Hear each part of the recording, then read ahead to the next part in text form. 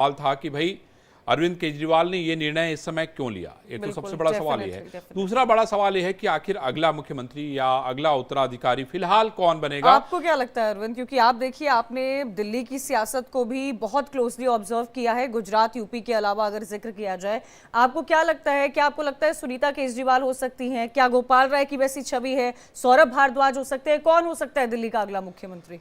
बहुत बड़ा सवाल किया है। मैं अपना जवाब दूं लेकिन पहले हम लोग, हमारे जो साथी जुड़े हैं, मैं समझता हूं कि पहले उनसे एक एक बार समझ लेता हूं, क्योंकि ये सारे के सारे लोग उस जगह पे हैं खड़े जहां पे ये सारा कुछ चल रहा है। विवेक हमारे साथ जुड़े हुए। विवेक, आपको क्या लगता है क्या होने वाला है आने वाले दिनों में दिल्ली में? देखिए अरविंद और कंचन, राजनीति में समय का बहुत महत्व होता है, टाइमिंग बहुत इंपॉर्टेंट होती है। और दिल्ली में अगर आप देखेंगे तो दिल्ली में फरवरी तक चुनाव होने और फरवरी में ही नतीजे आ जाने की संभावना है, क्योंकि जो सरकार का कार्यकाल है फरवरी तक का है। अब आप देखिए कि हरियाणा में इलेक्शंस हो रहे हैं जहां पर आम आदमी पार्टी का अपना स्टेक है। हरियाणा में पार्टी पूरा दमखम लगा रही है। दिल्ली में चुनाव की सिफारिश आम आदमी पार्टी ने कर दी है, अरविंद केजरीवाल ने इस्तीफे का ऐलान कर दिया, लेकिन अरविंद जी ने अभी इस्तीफा दिया नहीं। दूसरी बात यह कि एक तरफ जहां पर अरविंद केजरीवाल जेल से छूट कर आए तो आम आदमी पार्टी का जो जोश है और जो आम आदमी पार्टी का काडर है वो बहुत हाई है और बहुत जोश, बहुत स्पिरिट के साथ इस वक्त सामने चुनावी मैदान में। तो आम आदमी पार्टी ये जानती है कि अगर अभी हम इलेक्शंस में गए तो इसका पूरा फायदा होगा। हर पार्टी का कार्यकर्ता पूरी ताकत लगा देगा आम आदमी पार्टी को फिर से दिल्ली में प्रचंड बहुमत दिलाने के पीछे। ठीक है, इसके अलावा हरियाणा में इलेक्शंस अनाउंस हो चुके हैं और हरियाणा और दिल्ली को लेकर ये मास्टर स्ट्रोक। ठीक है विवेक, ठीक है। हमारे साथ नैना भी हैं और हमारे साथ दो साथी भी हैं। मैं चलता हूं, जरा एक एक रिएक्शन उनसे ले लेता हूं। मुझे ये बताइए, हमारे जो पॉलिटिकल एनालिस्ट हैं और संजू कौशिक जी, संजू जी मुझे ये बताइए कि आपको क्या लगता है कि अरविंद ने इतना बड़ा कदम इस समय क्यों उठाया? क्या उसका पॉलिटिकल माइलेज उनको हरियाणा में मिलेगा? आने वाले समय में दिल्ली के चुनाव में बहुत ज्यादा दिन नहीं बचे हुए हैं, आपको लगता था कि ये एकदम सही वक्त है? अरविंद जी राजनीति करने वाले लोग हैं और राजनीतिक टाइमिंग तो देखेंगे ही देखेंगे, निश्चित तौर पे निहितार्थ भी उसमें दिखाई दे रहा है और सारे लोग भी ये बात समझ रहे हैं।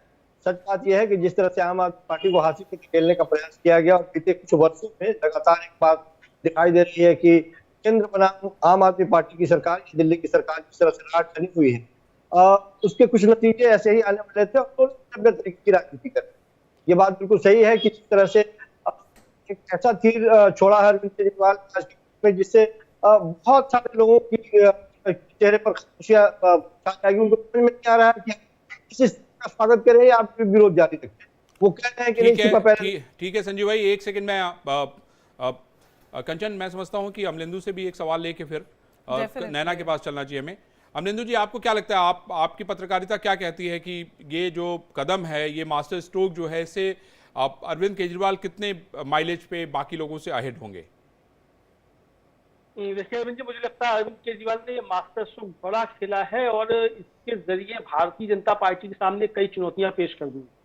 अरविंद केजरीवाल इस्तीफा देते हैं, अगर कोई दूसरा मुख्यमंत्री भी अपना चुन के दे देते हैं, अरविंद केजरीवाल फिर पूरी तरीके से फ्री होंगे राजनीति करने के लिए। दिल्ली सरकार का प्रशासन तो मुख्यमंत्री देखेगा जो भी होगा, और अरविंद केजरीवाल रोज जो है वो भारतीय जनता पार्टी के लिए कोई ना कोई नई परेशानी खड़ी करते रहे। देखिए ये अमलेंदु ने एक बड़ी बात कही कि अरविंद केजरीवाल अब पूरी तरीके से राजनीति करने के लिए फ्री होंगे, ये हमें समझने की बात है। नैना, आपका लंबा अनुभव है पॉलिटिकल चीजों को कवर करने का, आपको क्या लगता है कि ये जो सारा काम हो रहा है, जिस तरीके से पॉलिटिक्स हो रही है, आपने देखा कि सुनीता केजरीवाल जिस तरीके से अपने कामों को परफॉर्म कर रही थी, आपको क्या लगता है कि आने वाले भविष्य में क्या होने वाला है?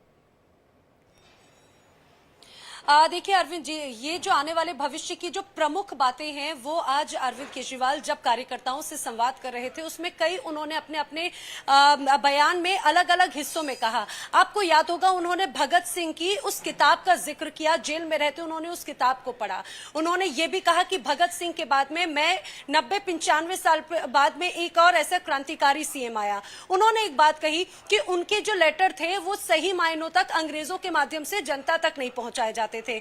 यहां पर इस बात को गौर करने वाली बात है। उन्होंने कहा कि मैंने कई पत्र लिखे, कई ऐसे निर्णय लिए जो दिल्ली के हित में थे, लेकिन वो बात दिल्ली की जनता तक नहीं पहुंची, वो एलजी तक नहीं पहुंची, यहां तक झंडा फहराने तक की बात थी।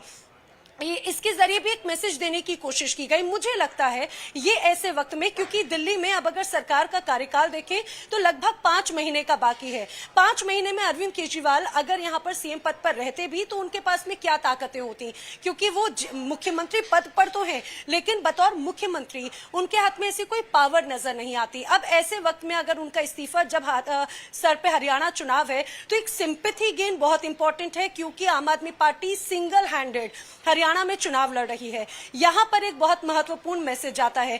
दूसरी बात यह कि अगर 5 महीने वो यहां पर रहते हुए कोई अहम निर्णय नहीं लेते हैं, और जाहिर सी बात है बतौर सीएम उन्हीं के हाथों फाइल साइन होकर आगे जाती, लेकिन लोक लुभावन वादे इस बीच बहुत इंपॉर्टेंट है।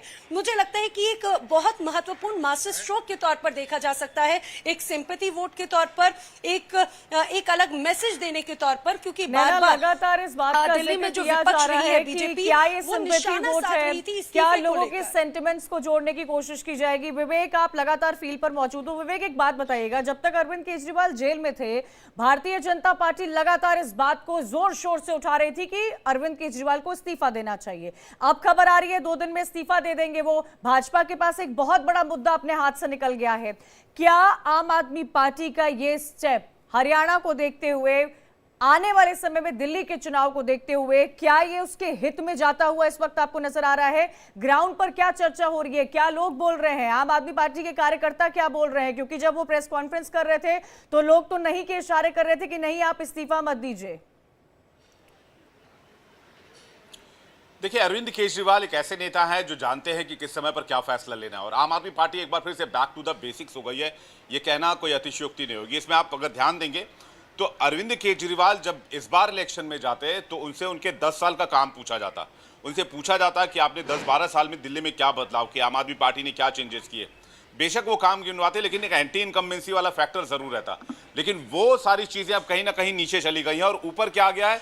ऊपर आ गया कि भाई अरविंद केजरीवाल को 166 दिनों तक जेल में रखा, अरविंद केजरीवाल के ऊपर ईडी सीबीआई लगाया, अरविंद केजरीवाल को, चुने हुए मुख्यमंत्री को जेल में डाला, चुने हुए मुख्यमंत्री पर एजेंसियों का दुरुपयोग किया गया। ये तमाम बातें आम आदमी पार्टी कह रही है, और यही बात आम आदमी पार्टी और अरविंद केजरीवाल लेके जाएंगे। भाई आपने अपने लड़के को दिल्ली का सीएम बनाया, इन्होंने आपके लड़के को उठा के दिल्ली में डाल दिया। तो एक सिंपैथी जो वोट बैंक होता है, और साथ ही साथ एक स्ट्रेटेजिक जो मूव है, बहुत जबरदस्त माना जा रहा है, और उसका फायदा हरियाणा के इलेक्शन में भी हो सकता है। मैं आपसे ये समझना चाहूंगी, क्या आपको लगता है दिल्ली की जनता, जिसने आम आदमी पार्टी को पहले 67 सीट्स दी, उसके बाद 62 सीट्स दी है, वो कितनी जागरूक है अपने वोटों को लेकर, अपने जब मत का इस्तेमाल करती है? क्या आपको लगता है दिल्ली की जनता में सेंटिमेंटल कोई भाव नजर आएगा, या मोहल्ला क्लिनिक, अस्पताल, हेल्थ, एजुकेशन, ये वो सारे डेवलपमेंट के फैक्टर्स हैं जिस पर आम आदमी ने लगातार वोट बटोरे हैं? एक तो कंचन ये है, दूसरा मैं आपसे ये भी समझना चाहता हूं कि क्या यहां पर जाति का कोई फैक्टर है, क्या जाति यहां पर प्रभावी होगी? क्योंकि जब भी हम राजनीति की बात करते हैं तब उसमें जाति की बात करते हैं। आप देखिए पूरे देश में राजनीति की बात हो रही है, एक तरफ जातिगत जनगणना की बात हो रही है, दूसरी तरफ आप देखिए कि जातिगत जनगणना को लेके कोर्ट में मामला चल रहा है, बिहार कितना बड़ा उसका केंद्र बना हुआ है।